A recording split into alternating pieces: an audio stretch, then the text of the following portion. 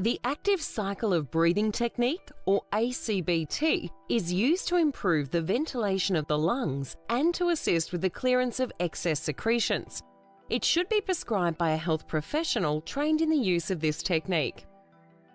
If bronchodilators have been prescribed, administer them before commencing treatment with ACBT. The technique can be performed in any breath-enhancing position, but is generally taught in sitting. Sit in a well-supported chair with a neutral lumbar spine to enhance the function of the diaphragm and the pelvic floor. There are 3 components to ACBT. The technique is very flexible and is adapted to the patient's needs, but always includes the 3 components of the cycle. The first component is breathing control. Breathing control is gentle, relaxed breathing at the patient's own rate, encouraging relaxation of the shoulders and upper chest.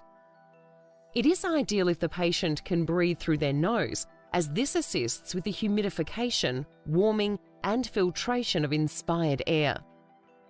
The therapist's hand can be placed on the abdomen if necessary to encourage an appropriate breathing pattern. This period of relaxed breathing continues until the patient is ready to progress. It prepares the patient for the second component of the cycle and assists with the recovery from shortness of breath, fatigue, oxygen desaturation, or signs of bronchospasm. The second component of the cycle is thoracic expansion. Breathe in slowly and deeply with minimal accessory muscle use.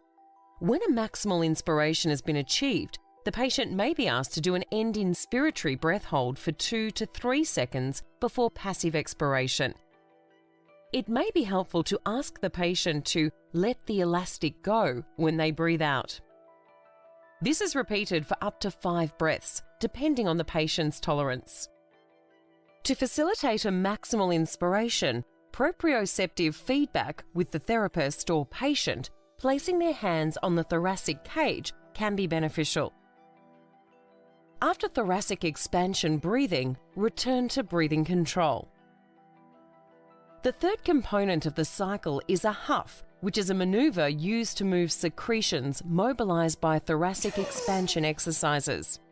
The breath out is performed in a similar way to fogging up a mirror and is done with an open glottis. A common fault with this technique is closing the glottis during expiration. A closed or partially closed glottis causes a harsh or higher pitched sound. To facilitate the opening of the glottis, the patient can be taught to perform a huff with a piece of tubing placed at least 3 centimeters inside their open mouth or with a tissue held near the open mouth. With an open glottis, the tissue will float away from the mouth. Take a medium breath in and breathe out with a mild to moderate force, depending on the dynamics of the airways, and extended expiratory flow, with the glottis open. A common fault with this technique is breathing out with too much force, which will collapse peripheral airways and inhibit airflow.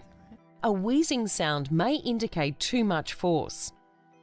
For patients with chronic sputum retention, 3 levels of huffing can be taught, taking first small, then medium, and finally large volume inspiratory breaths to assist in moving secretions from the peripheral airways towards the mouth. This is interspersed with breathing control as required.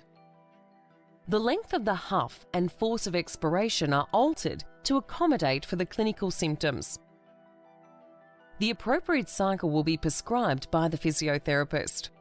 The patient should be given written instructions, including the technique, the prescription, and the cleaning of the huff teaching tool.